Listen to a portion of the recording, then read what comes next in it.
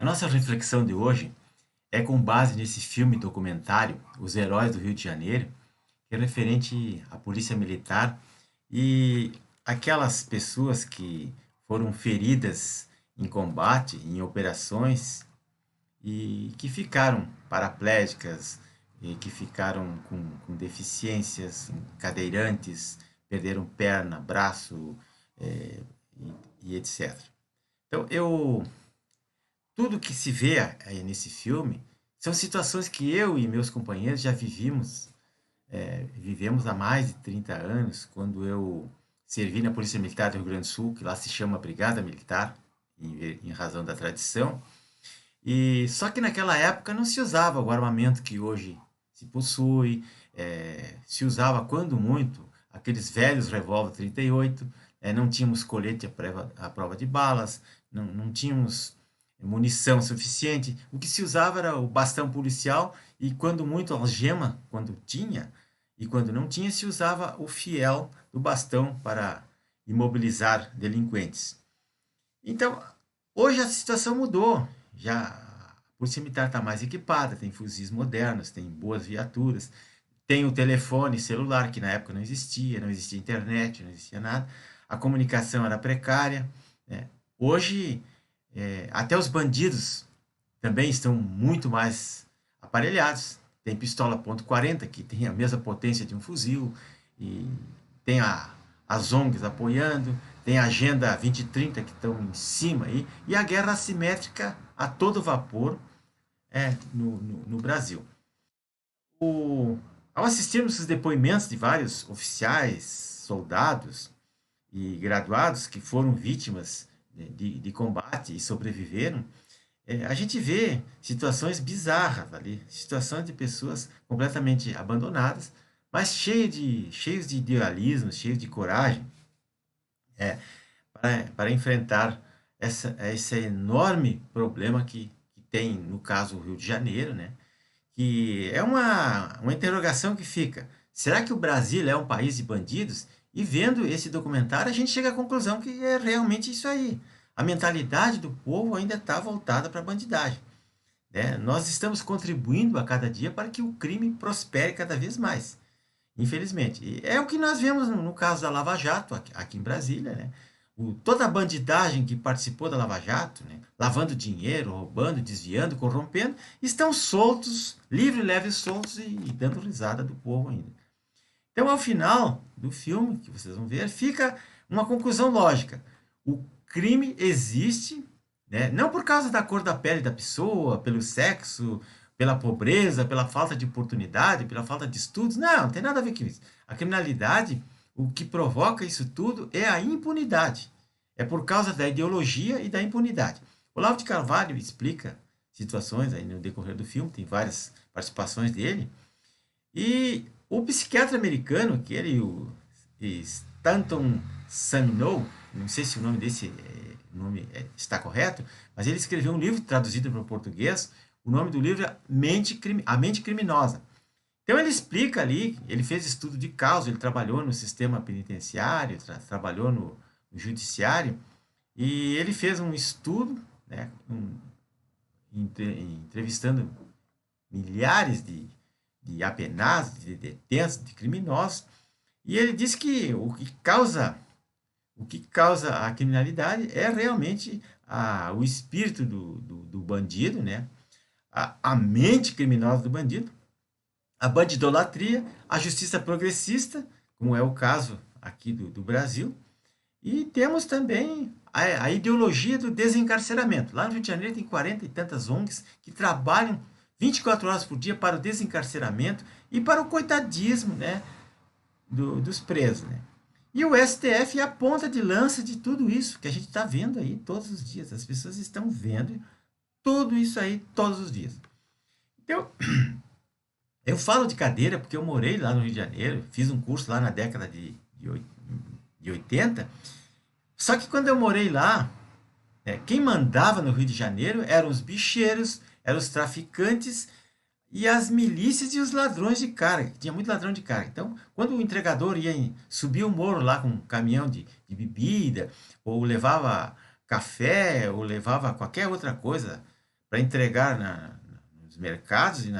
Eles eram assaltados, tomavam a carga dele e depois os bandidos lá vendiam essas cargas para os receptadores, para outros bandidos.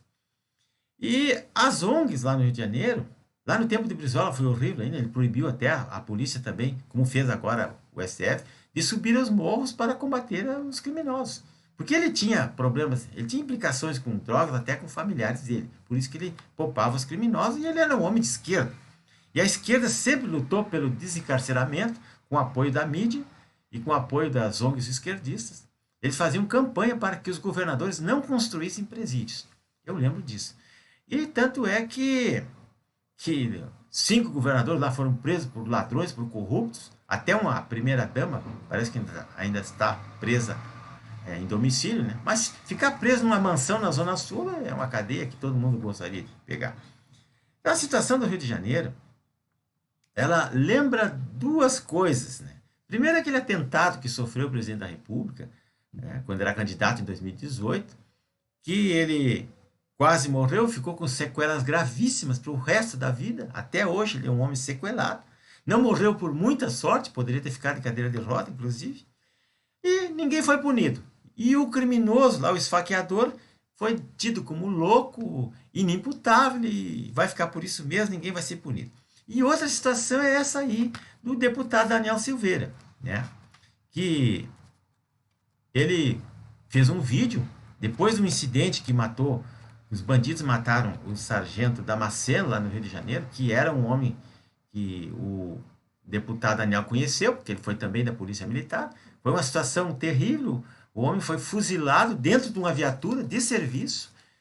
Por quê? Porque o STF, interferindo na segurança pública do Estado, proibiu que a Polícia Militar perseguisse ou prendesse os bandidos lá. Imagine, bandido não pode ser preso, tem que ficar solto. Então o Daniel se revoltou, fez um vídeo, atacou a instituição, realmente, não a instituição, atacou alguns ministros lá que fazem isso, que trabalham para o PT, que trabalham para a esquerda, e aí deu no que deu, né? O homem foi seriamente perseguido. Então, pessoal, não se esqueçam de se inscrever no meu canal, né? Dextravox, lá do YouTube, César Ramos Dextravox. Isso é muito importante. E agora vocês vão ver aí a participação de algumas pessoas nesse filme. Vou deixar o link aqui na descrição. É obrigatório ver esse filme para você entender um pouquinho do que está se passando no Brasil. É a coisa que nós podemos fazer nesse momento. Da segurança pública. Isso vai levar efetivamente ao controle das fronteiras, que são os locais da onde a vulnerabilidade de entrada de armas e drogas no nosso país. A sociedade ainda não se deu conta ainda de que atentar contra o Estado Democrático de Direito não é matar uma autoridade, matar uma pessoa específica. É matar quem representa o Estado, desde aquele funcionário mais humilde, mais baixo calão. Essa violência, ela acontece numa região que a gente chama de anomalia. A gente chama de anomalia a região metropolitana do Rio de Janeiro. Que é Rio de Janeiro, Niterói, São Gonçalo, Itaboraí e Baixada Fluminense. Nesses locais, você tem a concentração de quase 100% do número de mortos e feridos, e até mais recentemente das baixas psiquiátricas da Polícia Militar. Essa geração que está aqui precisaria de um milagre para que a gente visse uma transformação nesses jovens que se envolvem com crime e que naturalizam esse envolvimento com crime, das famílias que naturalizam a participação de seus filhos no crime.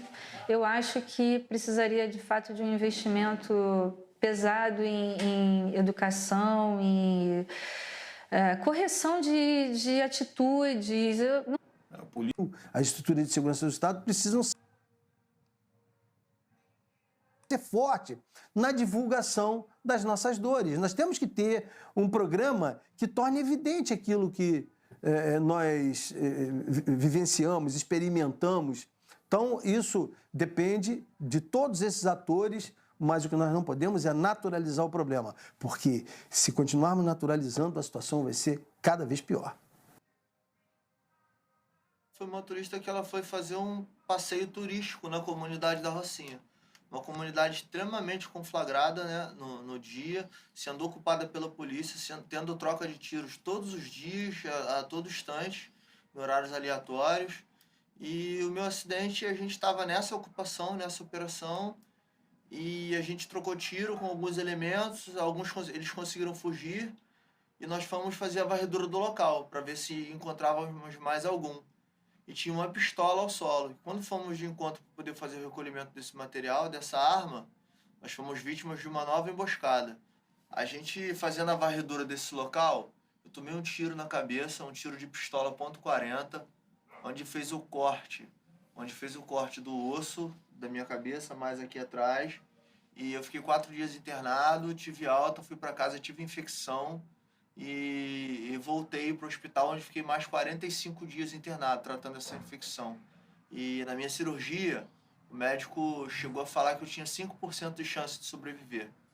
Isso tudo que constitui o programa atual da esquerda, o gaysismo, o feminismo, liberação da pedofilia, etc., tudo isso se torna público nos anos 68, os intelectuais de 68, para substituir a velha estratégia comunista, que não estava funcionando.